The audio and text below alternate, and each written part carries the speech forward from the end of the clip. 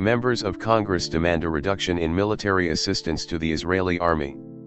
U.S. Senator Bernie Sanders and Congressman Alexandra Ocasio-Cortez, a joint letter signed by 12 Democrats on Tuesday, called for a reduction in U.S. military aid to Israel if it announced the unilateral annexation of settlements.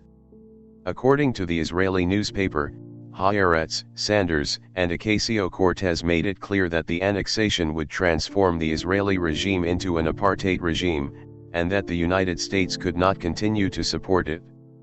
The lawmakers also said, this step is completely inconsistent with the principles of democracy and human rights, which the United States is supposed to represent. If the Israeli government chooses to take it, we will strengthen legislation that sets conditions for continued U.S. military assistance, to ensure that U.S. tax money does not help to annex.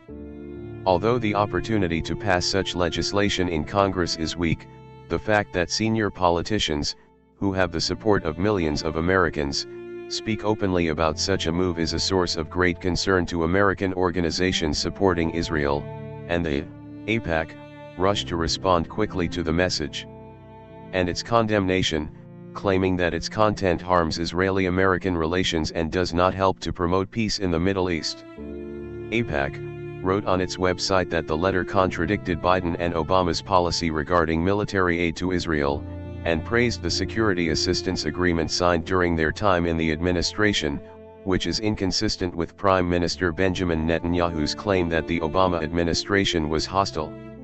Last week, another anti-annexation speech was published, signed by some 200 congressmen from the Democratic Party, including many lawmakers, who are pro-Israel and close to AIPAC. On a different topic, France suspends its naval operations in the Mediterranean after friction with Turkey.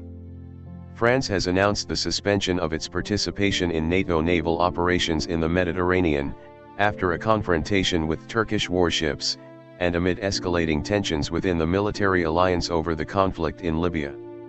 The French Defense Ministry said, the government sent a message to the alliance yesterday, Tuesday, informing it that it will temporarily suspend its participation in the marine escort, after revealing a report by the NATO investigators on the June 10 incident, according to the Associated Press. France wants NATO allies to officially confirm their adherence to the arms embargo imposed on Libya, which is partly subject to a European Union naval operation, a ministry official said. Paris and Ankara are accusing each other of events in Libya. France has called for a crisis mechanism to prevent a repeat of an accident earlier this month between Turkish warships and a French naval vessel in the Mediterranean.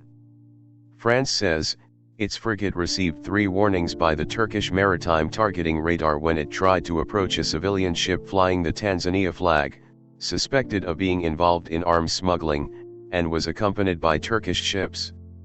According to the French side, this is a hostile behavior in the rules of engagement for NATO, but Turkey denies the French allegations, and NATO confirmed that the investigators had finished their report on the incident, but declined to discuss it because its results were considered secret.